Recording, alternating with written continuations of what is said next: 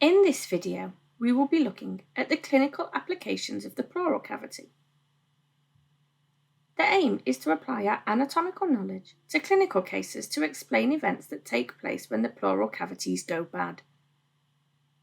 This will enhance your understanding for the learning objective, to locate the pleural spaces and recesses and appreciate their clinical importance. When the pleura goes wrong, just how wrong can it go? Well, we can have conditions like pneumothoraces, mesothelioma, pleural epiema, and pleural effusions. Now, these are a lot of complicated words, but what do they actually mean? Well, thankfully, a lot of these words are kind of self-descriptive. So pneumothorax literally translates to air in the thorax. More specifically, we're talking about air in the pleural cavity. Mesothelioma. So how does that translate? Well, mesothelium is the tissue that makes up the pleura, with the suffix -oma. So we are looking here at tumour of the mesothelium. Now, pleural epiema and pleural effusion.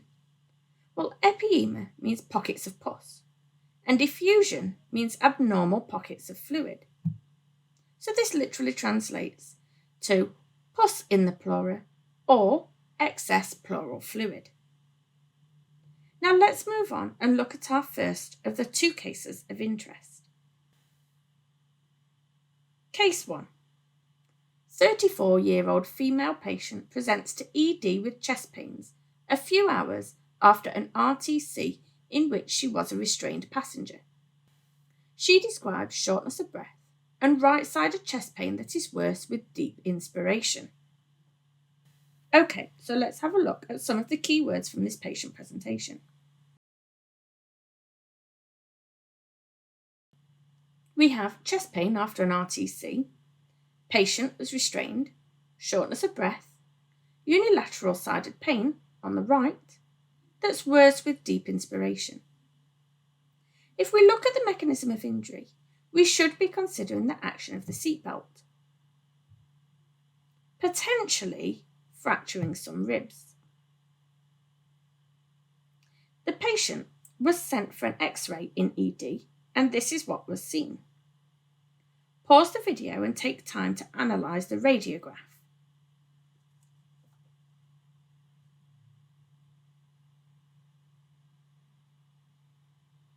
The immediate thing that springs to my mind here is this beautiful line.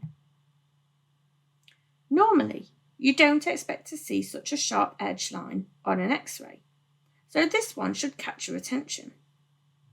This line here is a pleural line.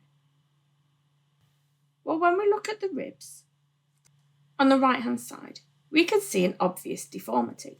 The ribs have been fractured. Sometimes when this happens, the bony fragments can tear the pleura and air can escape from the lungs into the pleural cavity. When air enters the pleural cavity, it begins to rise in the cavity as air is less dense than the pleural fluid. Consequently, we get this pocket of air and this very visible pleural line boundary. On this zoomed-in image, we can also see the absence of pulmonary vessels because air pressure outside of the lung is equal to air pressure within the lung, and the lung cannot inflate properly. Well, why has this happened? Well, air has entered the pleural cavity, probably from a blunt force trauma to the chest. Air is drawn in, but it cannot be pushed out. The pressure in the cavity is increased, and the lung fails to inflate. This is called atelectasis.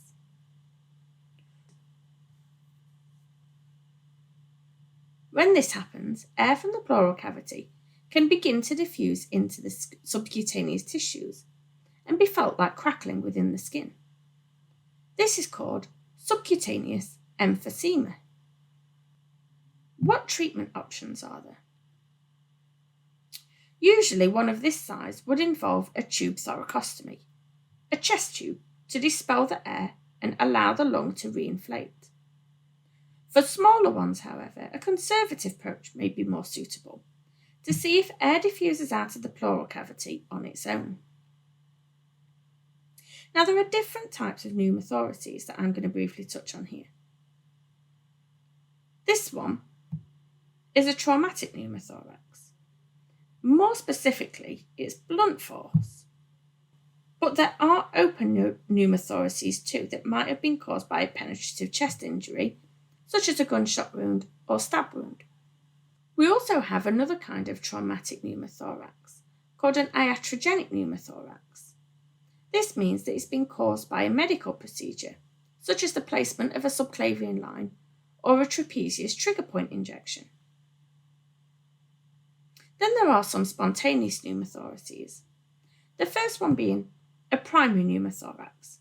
This is most commonly seen in tall young men with no history of lung disease. Secondary pneumothoraces can be seen in patients with a history of lung disease, such as COPD or lung cancers. And finally, we have a tension pneumothorax, which is a medical emergency and requires us to have a better look at it.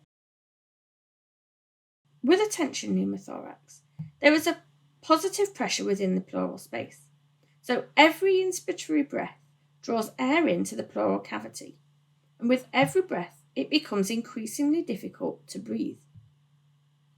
The lung collapses due to the increase in pressure within the cavity. Consequently, the pressure in the cavity causes a shift in the mediastinum, which collapses the venous return to the heart, and the patient may undergo respiratory and cardiac arrest. This is a medical emergency. There is no time to image. An immediate needle decompression is needed to allow the lung to reinflate and decompression of the mediastinum. So a pneumothorax describes air entering the pleural cavity. But what about when other things enter the pleural cavity? Well, when it's air and blood, we have a hemopneumothorax. When it's blood alone, we have a hemothorax. When it's lymph fluid, we have a chylothorax. When it's excess pleural fluid, we have a pleural effusion. And when it's pus, we have pleural epiema. Let's move on and have a look at a slightly more complicated case. Case 2. 65-year-old retired construction worker presents to ED with shortness of breath. Patient was immediately imaged. This image of his X-ray is fair to say that this is not normal. Firstly, there is a large white cloud in the left pulmonary cavity. This is likely a pleural effusion, an increase in pleural fluid. But what else can we see?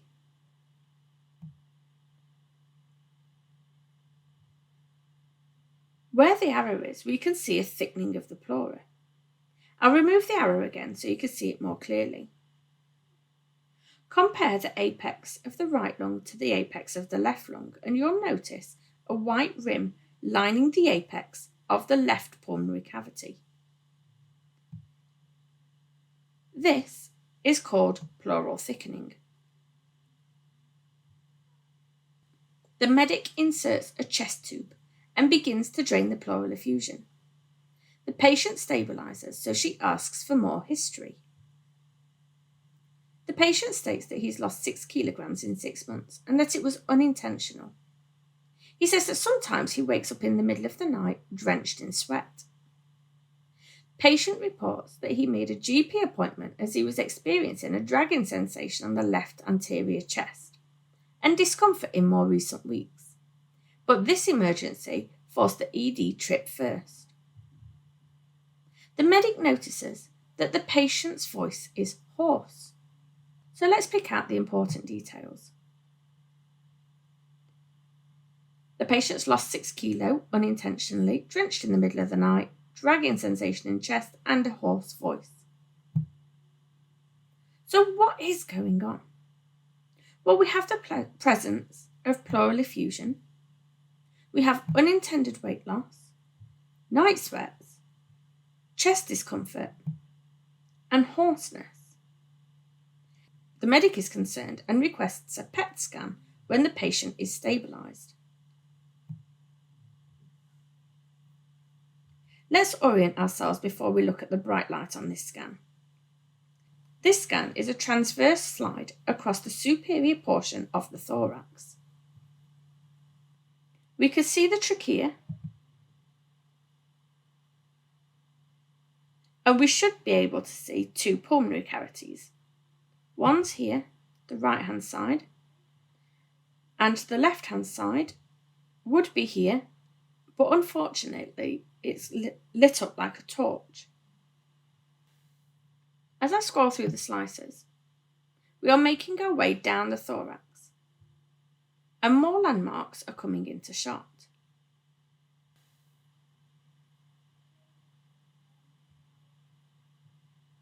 Here, we can see the beginnings of the arch of the aorta.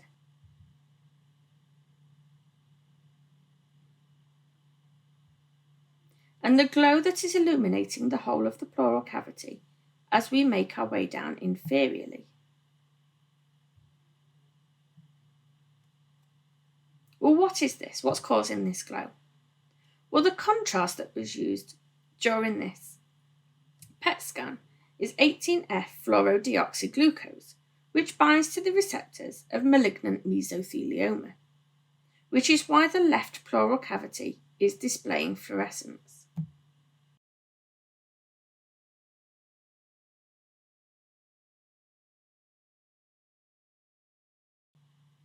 So when we put this entire case together, this retired construction worker arrived at ED with a massive build-up of pleural fluid, a pleural effusion. He's experienced unintentional weight loss and night sweats. He's also experienced chest discomfort, probably because this pleural effusion has been present chronically. And finally, his voice is described as being hoarse. Now, why hoarse? Well, the nerve that controls the intrinsic muscles of the larynx, the voice box, wraps around the arch of the aorta, as we pointed out in the PET scan. When this nerve is compressed, it may not function, and there may be paralysis on one side of the vocal cords as a result. Consequently, the voice quality changes and the voice becomes hoarse. This nerve is called the recurrent laryngeal nerve, and in this case it's likely to be the left one of these two paired nerves, given the location of the left pleural tumour. The prime suspect here is mesothelioma, caused by the inhalation of asbestos fibres in the workplace. Unfortunately, the prognosis is poor and it's very likely this patient will die soon. On that sad note, let's summarise what we have covered. We have looked at pneumothorax, which is an air in the pleural cavity. We've looked at traumatic, primary, secondary, and the medical emergency, the tension pneumothorax. We have discussed atelectasis, the collapsed lung, and we've discussed what happens when other things get within the pleural cavity too, such as the hemothorax, blood in the pleural cavity, chylothorax, lymph, pleural epiema, pus in the pleural cavity, and we've looked at pleural effusion, excess pleural fluid. We've also covered the complications arising from the cancer of the pleura, mesothelioma.